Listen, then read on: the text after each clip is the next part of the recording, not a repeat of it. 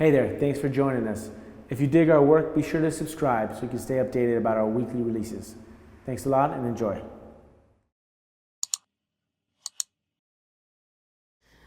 What's something I still don't fully understand about you? Jesus Christ. What's something I still don't understand fully about you?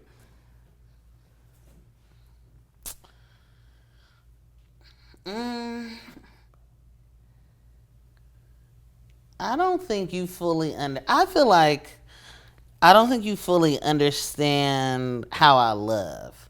Like how I am able to just devote my entire life's energy and to you, and also like engage in sexual activity with other people.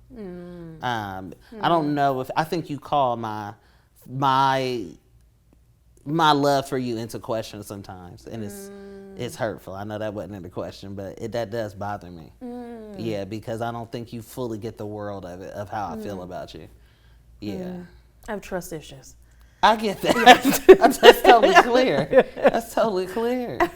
I get that. Yeah. But I think, and that sometimes is frustrating for me. Got it. Because I'm like, you don't really get how I feel about you. You just don't get how I feel about you. And maybe it can't be understood. And I think I have to make room for that. Maybe the magnitude, is beyond. Don't hit your mic. Comprehend. My bad. It's beyond. See?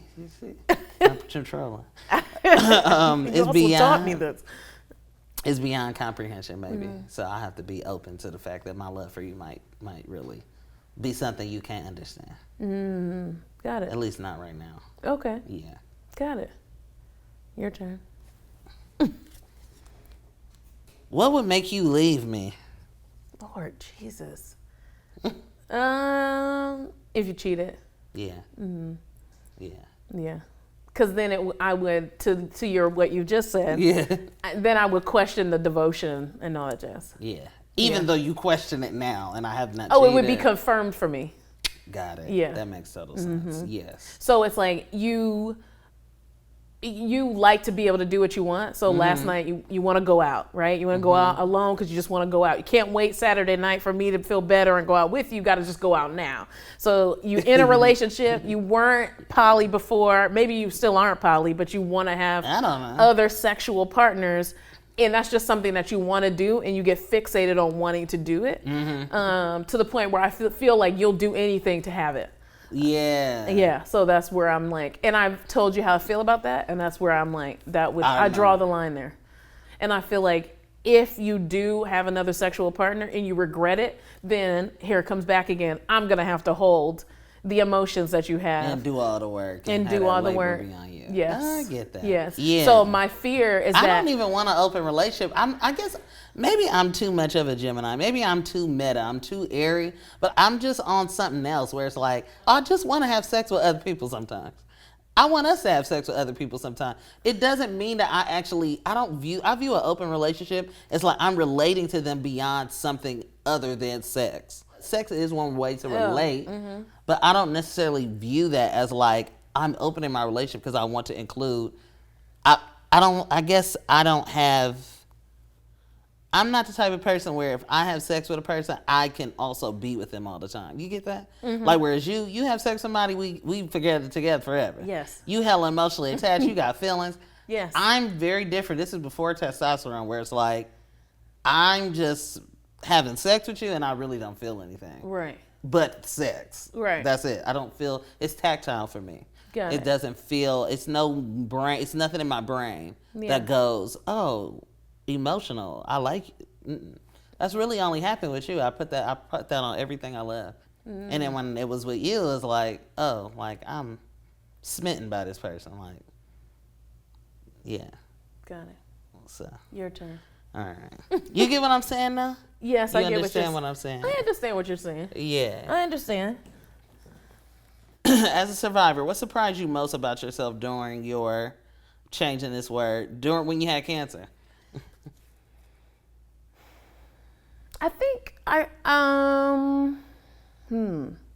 that's hard. What's a good question? I've never gotten this question before, and I've answered so many questions about having breast cancer. I think what surprised me the most was my attitude during it.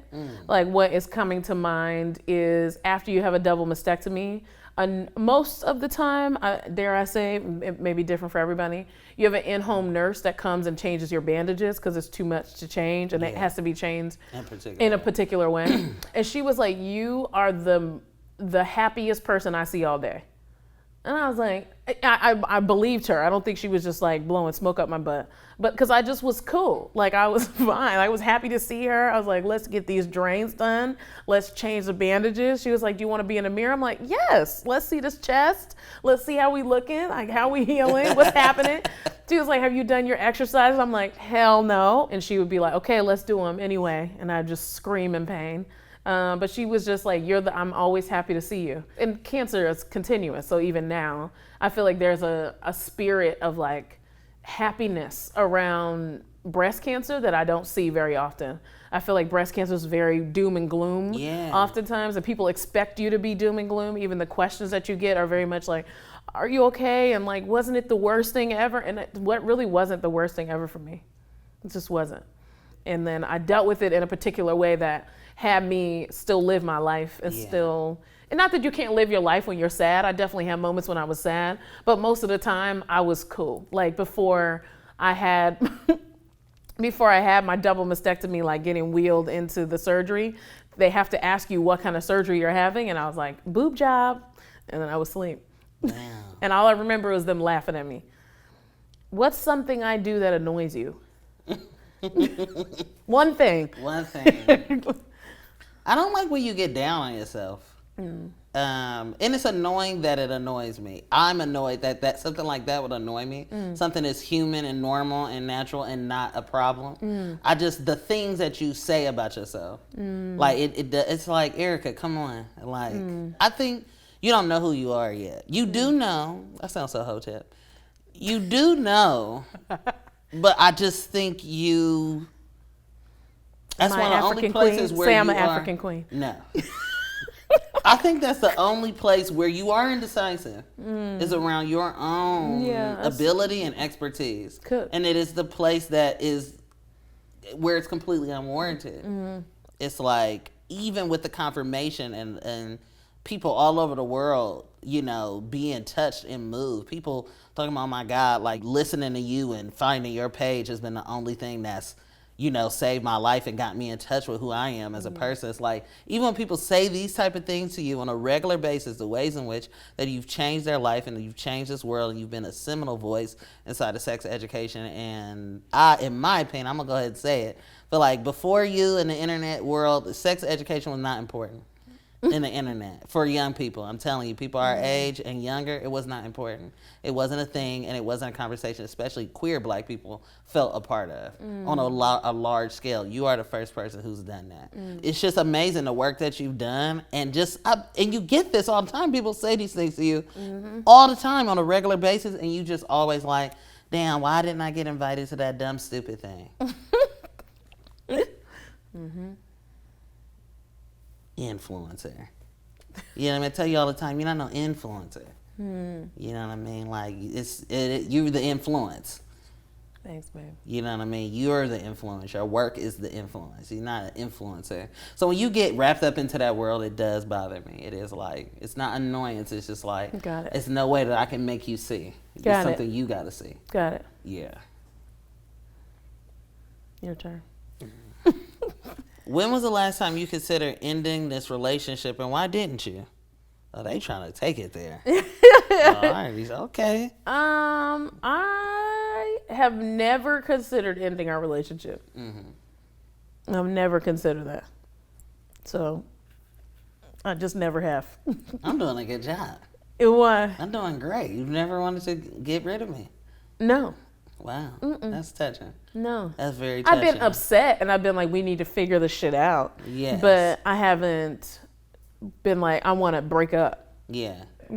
That's really beautiful. Yeah. Considering a lot that I know about you. Yeah. Yeah. Yeah. Wow. Okay. I'm in it. Cool. Me too. I'm not asking that question back to you. Why do you love me? Oh, man. Let's go.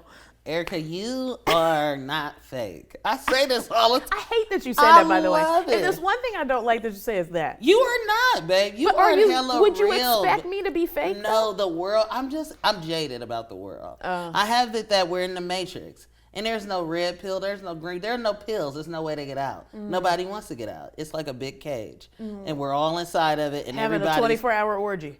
having in the cage, doing whatever we can, whatever little creature comforts we can eke out of this small existence on this little dot of a planet inside of a larger universe. Everybody's just in a wheel, in a race, in the matrix. They might know they in a matrix, but nobody's trying to get out of it. You make me feel like, oh, I can get out of it. You make me feel like it's possible. You make me feel like the world can be different. You make me feel like it can actually be different. Like that all these systems, you always talk about, I want to end racism. I want to shift systems. You be having me believe it. I be like, damn. And I don't believe, I'm super cynical. I don't believe anything good can ever happen inside of this existence, but the small and minor indulgences that we have interpersonally. Yeah. But you make me believe on a larger scale that this world can really be different and it can work for everybody in it. I love you because of that. I love you because of that. I also love how you treat everybody. You really treat people like gold. The people in your life and your family. I love how you treat your siblings, the relationship that you have with them, and how teenagers, they confide in you like they a friend. They really treat you like they your friend. It's the sweetest thing to see. Like they really, just how much you love them, how much you care for people, and how much you care for me. Yes, babe. I can go on and I go all night. You're like Jesus. I tell you that all the time. You're like African Jesus. queen. Shut up. Hotel. But yeah, I love you. I love you too. I love everything about you. I promise you that.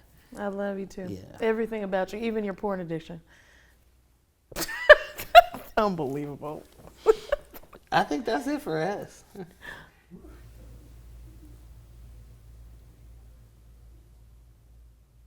Hey, before you leave, check it out. You can bring the and card game into your own life. 199 questions to explore the relationships around you. Check it out. theskindeep.com/shop. Enjoy.